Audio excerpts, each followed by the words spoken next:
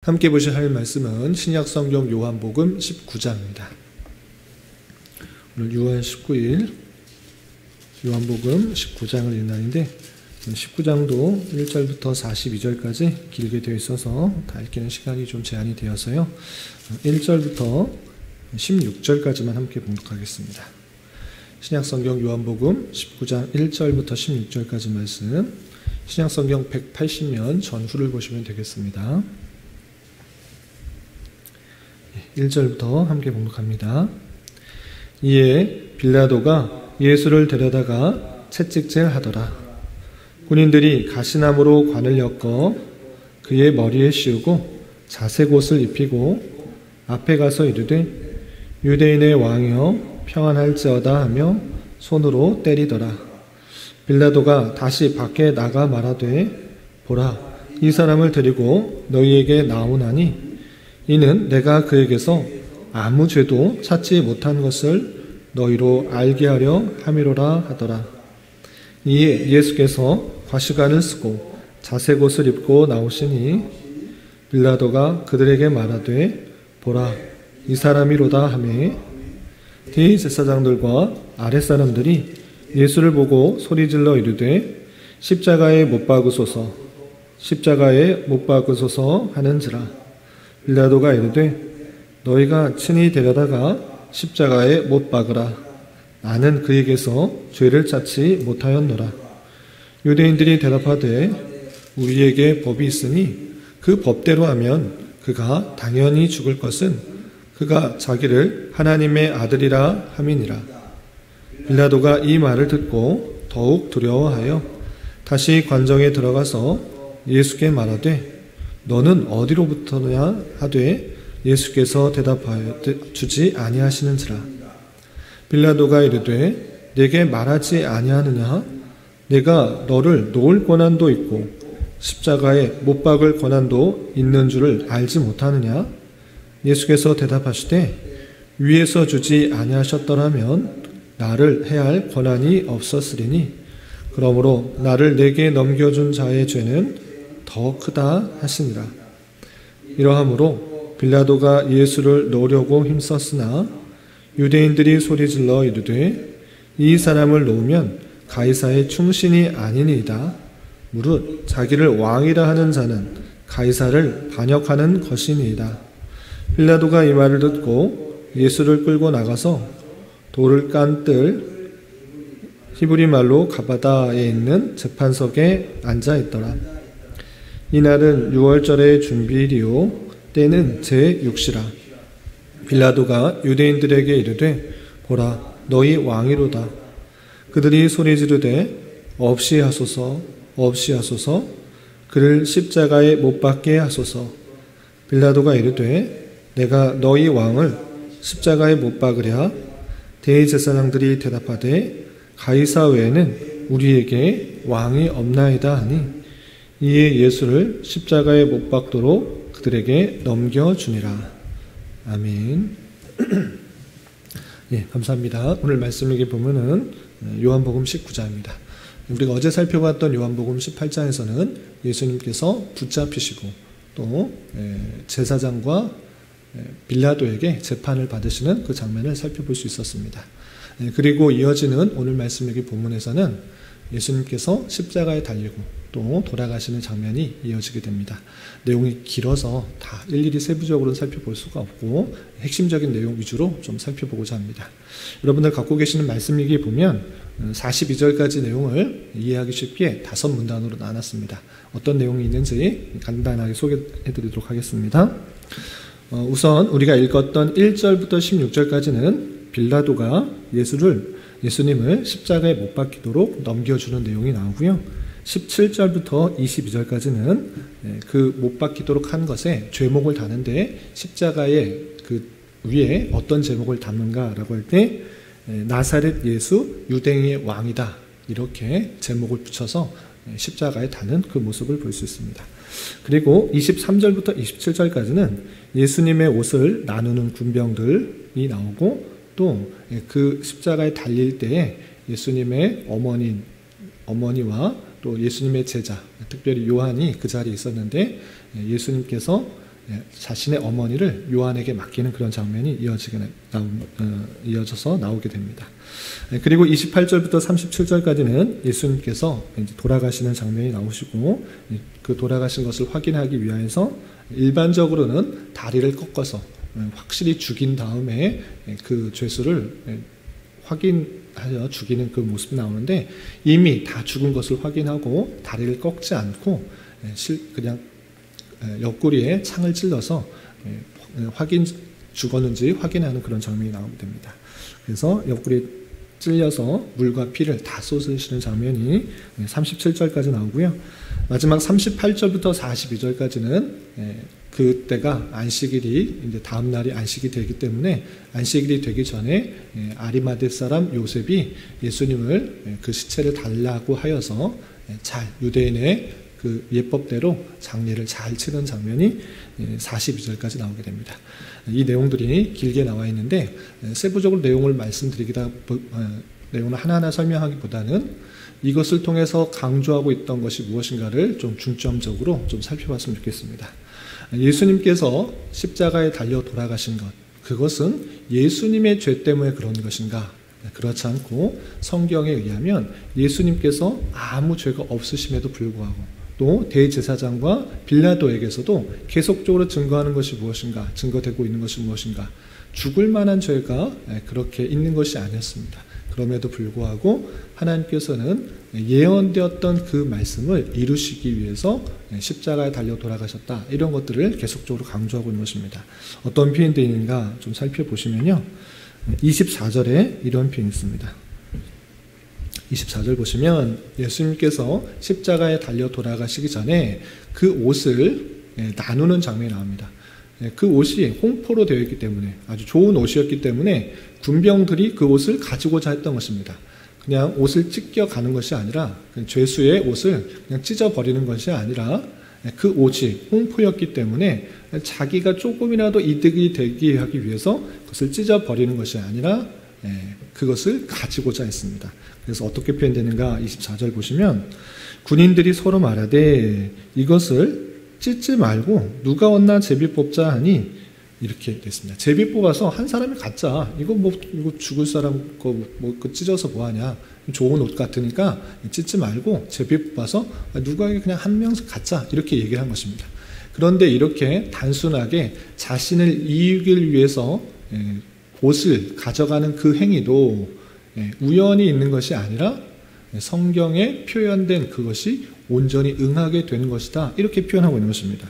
그래서 24절 말미에 보시면, 이는 성경에 그들이 내 옷을 나누고 내 옷을 제비 뽑나이다 한 것을 응하게 하려 함이러라, 이렇게 되어 있습니다.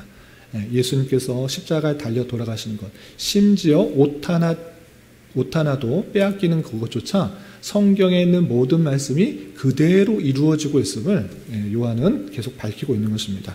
또 어떤 표현이 있는가 좀 뒤에 보시면 28절에 보면 이런 표현이 있습니다. 28절 보시면 예수님께서 십자가에 달려 돌아가시는 장면 중에 이런 표현이 있습니다. 28절, 그 후에 예수께서 모든 일이 이미 이루어진 줄 아시고 성경을 응하게 하려 하사 이르시되 내가 목마르다 하시니, 예수님께서 십자가에 달려 돌아가시는 것, 이제 모든 사역을 이제 완성하신 것입니다. 예수님께서 이 땅에 오신 이후 계속적으로 제자들에게도 말했다시피, 나는 이 땅에서 왕이 되려고 하는 것 아니다. 나는 너희들의 택하신 백성들의 죄를 사해주기 위해서 이 땅에 오셨다는 것을 계속적으로 말해주었는데, 그것을 이제 다 이루었다. 그리고 성경을 응하게 하려 하사 내가 목마르다 하시니, 이렇게 표현했습니다. 이제 십자가에 달려서 내가 마지막 하는 그 말, 그조차도 성경에 있는 표현을 응하게 하려고 하시는 그 모습을 볼 수 있는 것입니다. 그래서 내가 목마르다라고 하신 그 표현은 시편 69편 21절에 있는 그 말씀인데, 그 말씀을 이루시기 위해서 마지막 십자가에 달려 돌아가실 때까지 성경의 말씀을 응하게 하시려는 그 모습들이 있는 것입니다. 또한 예수님께서 십자가에 달려 돌아가시고 이제 일반적으로는 아까도 말씀드렸다시피 그 십자가에 달려 있는 사람이 죽었는지 또 확실히 죽이기 위해서 뼈를 꺾어서 완전히 죽이는 그런 일들이 있었습니다. 그러나 예수님께서는 십자가에 달리실 때 일반적인 사람보다 일찍 숨을 거두셨던 것입니다. 그래서 사람을 보니, 달려있는 사람을 보니 이 죽은 것이 확실한 것입니다. 그래서 뼈를 꺾지 않았습니다. 그럼에도 불구하고 혹시나 살아있지 않을까 생각해서 이 군병이 옆구리에 창을 찔렀습니다. 그런데 옆구리에서 피와 물이 따로 나와져 있는 것을 볼 수 있습니다. 일반적으로 찌르게 되면 피가 나오게 됩니다. 근데 물과 피가 따로 나온다는 것은 죽은 지 좀 지났기 때문에 분리된 모습으로 이미 죽었다는 것을 보여주는 사건인 것입니다. 그런데 이 사건도 뼈가 꺾이지 않았다라는 그 사연도 그냥 우연히 그렇게 됐다니까 일찍 돌아가셔서 뼈가 꺾이지 않았다 이렇게 표현하지 않고 그조차도 성경 말씀이 이루어진 것이다 이렇게 표현하고 있는 것입니다. 어떻게 표현되는가? 36절 보시면 36절 이 일이 일어난 것은 그 뼈가 하나도 꺾이지 아니하리라 하는 성경을 응하게 하려 함이라 이렇게 표현되고 있습니다. 뼈가 꺾이지 않는 것이 그냥 우연히 일어난 것이 아니라 이미 예수님께서 돌아가신 데도 뼈가 꺾이지 않을 것이다. 이 성경이 예언되어 있는데 그것이 진짜로 이루어지고 있다 표현하고 있는 것입니다. 또한 37절에 또 다른 성경에 그들이 그 찌른 자를 보리라 하였느니라 한 표현이 그대로 성경에 나타나고 있다는 것을 계속적으로 사도 요한은 밝히고 있는 것입니다. 그러니까 예수님께서 돌아가신 것은 우연히 그냥 갑자기 또는 빌라도의 잘못된 선고로 갑작스러운 죽음을 당한 것이 아니라 그 예언되었던 모든 일들이 정말 실현되고 있음을 강조하고 있다라는 사실들을 알아야 될 것입니다. 그래서 다른 복음서도 마찬가지지만 요한복음을 읽으면서 우리가 생각해야 되는 것은 무엇인가 라고 할 때 예수님께서 누구신가, 예수님께서 이 땅에 오셔서 무슨 일을 하셨는가를 잘 깨달아야 되는 것입니다. 그것은 오늘 말씀에서도 하나님의 아들이시오 또 그리스도시오 메시아이다라는 것을 알아야 되는 것입니다. 메시아가 무엇을 하는 것이냐? 구약에 예언되었던 구세주, 우리의 죄를 대신하여 돌아가실 분이라는 것들을 예언하였는데 그것을 실제로 이루신 분이다라는 것을 깨닫는 것이 중요합니다. 그래서 예수 그리스도를 믿음으로 말미암아 우리가 죄사함을 얻고 또 구원을 받게 된다라는 사실들을 잊지 말아야 될 것입니다. 이렇게 우리는 이 복음서 가장 핵심적인 예수님의 죽으심을 대하는 자로서 어떤 것을 생각해야 되는지 또 조금 더 나아가서 생각해 보게 되면 우리가 구원받게 된 것은 우리가 예수님을 믿기로 결단했기 때문에 그렇게 된 것이 아니라 이미 이전에 하나님께서 그 아들 예수에게 주신 자가 있는데 그 주신 자를 위하여 한 사람도 잃지 않게 하기 위해서 예수님께서 십자가에 달려 돌아가셨다. 이것이 요한복음에서 계속적으로 강조하신 것입니다. 예수님께서 오신 것 누가 믿을지 전혀 알지 못했고 누가 택함 받았는지 전혀 알지 못한 것이 아니라 이미 그 모든 것을 알고 계시는 것입니다. 내게 속한 자, 또 아버지가 내게 주신 자, 그 자들을 위해서 내가 이 땅에 왔다라는 것들을 알고 또 그 자들을 한 명도 잃지 않게 하기 위해서 한 영혼도 그 택한 자를 잃지 않기 위해서 내가 애를 쓰고 있고 사랑하고 있다는 것을 계속적으로 보여주고 있다는 것입니다. 그래서 우리가 예수님을 믿고 구원받은 것은 내가 머리가 좋아서 또 이해력이 뛰어나서 또는 부모님이 신앙을 가졌기 때문에 그냥 우연히 된 것이 전혀 아니라 창세전부터 하나님의 놀라운 뜻 가운데 선하신 뜻 가운데 내가 택함을 받았고 또 택함을 받았기 때문에 하나님의 경륜의 때에 복음이 전파되게 되어서 내가 예수 그리스도를 믿게 되었다. 이 복음이 똑같이 전해지는데도 믿는 사람이 있고 믿어지는 사람이 있고 그렇지 않은 사람이 있는 것입니다. 그런데 내가 믿음을 갖게 되었다는 것은 하나님께서 택하신 사람에게 놀라운 믿음을 선물로 주신 것입니다. 이 은혜를 받은 자답게 우리는 하나님께 늘 감사, 찬송을 돌려야 되는 것입니다. 내 힘, 내 공로, 내 의지, 내 선 하나도 없이 아무 공로 없는 자인데 오직 하나님의 택하심 가운데 내가 구원을 받았다는 것에 늘 감사, 찬송을 해야 될 것이고 한 걸음 더 나아가서 우리는 어떠한 삶을 살아야 되는가라고 할 때 예수님께서 이 땅에 오셔서 십자가에 달려 돌아가셨습니다. 우리를 위하여 십자가에 달려 돌아가신 것입니다. 그것은 무엇입니까? 우리를 죽기까지 사랑한다라는 것을 표현해 주신 것이고, 예수님께서 이 땅에서 무엇을 얻으려고 한 것이 아니라 이 땅에서 택하신 백성의 생명을 주려고 하셨다라는 사실들을 잊지 말아야 될 것입니다. 주님께서는 그 사랑하시는 백성들을 위해 목숨을 다해 희생하셨는데, 돌아가셨는데, 우리는 어떠한 삶을 살아야 되는 것입니까? 우리의 스승이요, 우리의 목자 되시고 우리의 구세주 되시는 주님께서 우리를 위하여 희생하셨는데, 우리는 주님의 이름을 불러가면서 더 많은 것을 얻으려고 하고 더 많은 것을 누리려고 하는 그런 모습은 아닌가 살펴봐야 될 것입니다. 똑같은 예는 아니지만 비유를 들자면 이런 것과 비슷한 것입니다. 어떤 사람이 죽어가고 있습니다. 물에 빠져 죽어가고 있는데 그 사람이 불쌍해서 그 사람을 택해서 구원해냈습니다. 건져냈습니다. 그런데 그 물에 빠져서 건져냄을 받은 사람이 구해낸 사람한테 날 왜 구해냈냐? 나 구해냈으면 나 살았으니까 더 많은 것들 요구해라. 내 진보다리 주고 내가 저 물에 빠뜨렸던 거 다 건져내라. 다 달라고 요청하는 상황과 별반 다르지 않은 것입니다. 구원함을 받았다고 하면, 죽음에서 건져냄을 받았다면 그것에 감사하고 또 고맙습니다. 내 생명을 살려주셔서 감사합니다.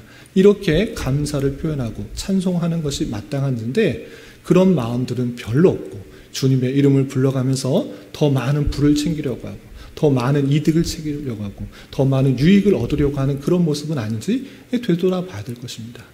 우리가 생명의 건짐을 받았다라고 하는 것은 더 큰 은혜를 받을 수 없을 만큼 아주 큰 사랑과 큰 은혜를 받은 것입니다. 그 큰 은혜를 받은 줄 알아.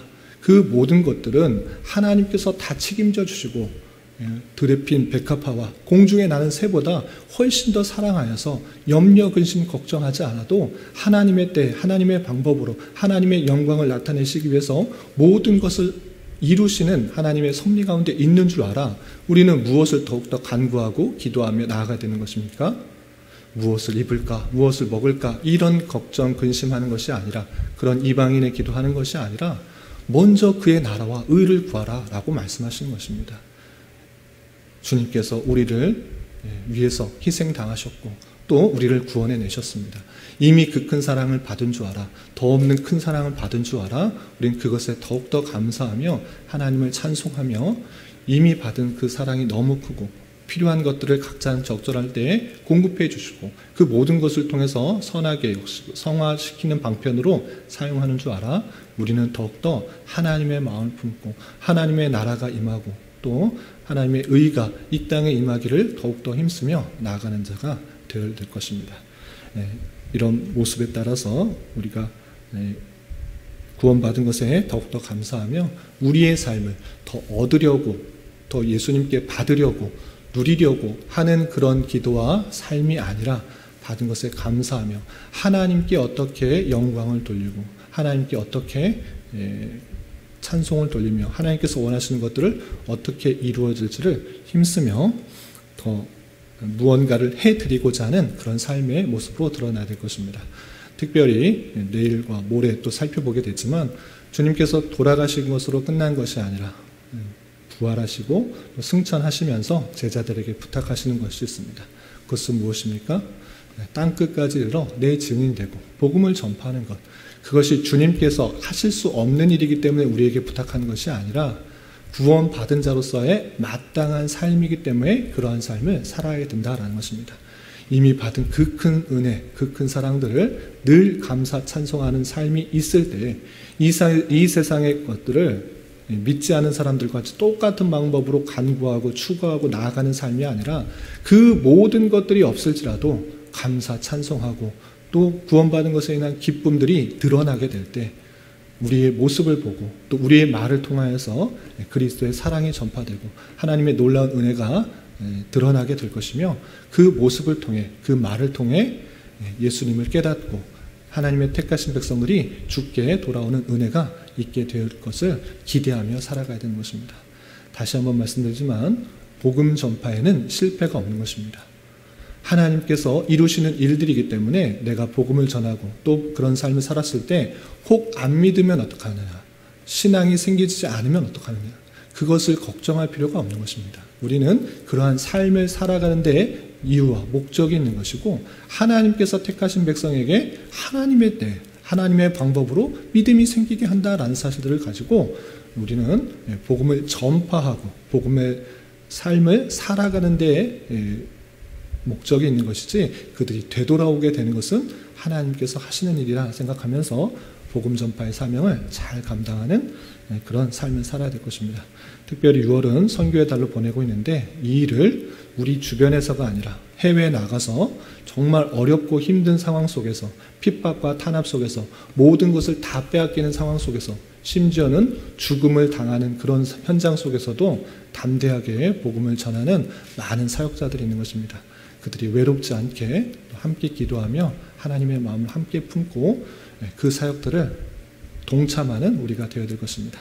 그런 한 달이 될 수 있기를 주님의 이름으로 부탁을 드립니다. 기도하겠습니다. 하나님 아버지 감사합니다. 오늘 말씀을 통해서 예수님께서 십자가에 달려 돌아가시고 무덤에 안치되는 말씀을 대하였습니다. 이런 말씀을 대하는 자로서 예수님께서 약속하신 대로 우리의 죄를 위하여 대신 돌아가신 그 사실이 온전히 믿어지게 하여 주시고 오직 하나님의 택하심과 주님의 보혈의 공로로 우리가 구원받았다는 것에 늘 겸손히 주님만을 감사 찬송할 수 있는 자 되게 하여 주시고 주님께서 우리를 위하여 십자가를 지신 것처럼 우리 또한 자기 십자가를 지고 예수님을 따르는 자 되게 하여 주시옵소서. 주님, 6월은 특별히 선교의 달로 보내고 있습니다. 세계 곳곳에서 환난과 역경 속에서 복음 전파의 사명을 감당하는 수많은 선교사들과 또 선교지의 여러 상황을 함께 살피며 하나님의 마음을 품고 위하여 기도에 더욱 힘쓰는 한 달 되게 하여 주시며 우리 주변에 아직 믿지 않는 자들이 있다고 하면 그리스도의 사랑과 은혜를 말과 행동으로 잘 전할 수 있도록 인도하여 주시옵소서. 주님, 교회 내 육체의 질병과 연약함으로 어렵고 힘든 가운데 있는 여러 성도들 있사오니 주님 지켜주셔서 건강하게 잘 치유되고 회복될 수 있도록 인도하여 주시고 직장과 사업장의 문제로 가족의 전도와 신앙을 위해 아이의 임신과 남편의 사업을 위해 주님께 간절히 부르짖으며 나아가는 여러 지체들이 있사오니 주님 그들과 함께 하시고 그들의 기도 응답해 주시사 우리의 기대와 소망보다 훨씬 더 풍성한 것들로 채워주신 하나님을 깊이 경험할 수 있는 기회 되도록 인도하여 주시옵소서. 이 시간 한 주간의 삶을 올려드리며 각자 간절하게 간구하는 기도 제목 주님께서 들으시고 가장 선한 것들로 응답하여 주시옵소서. 예수님의 이름으로 기도 올리옵나이다. 아멘.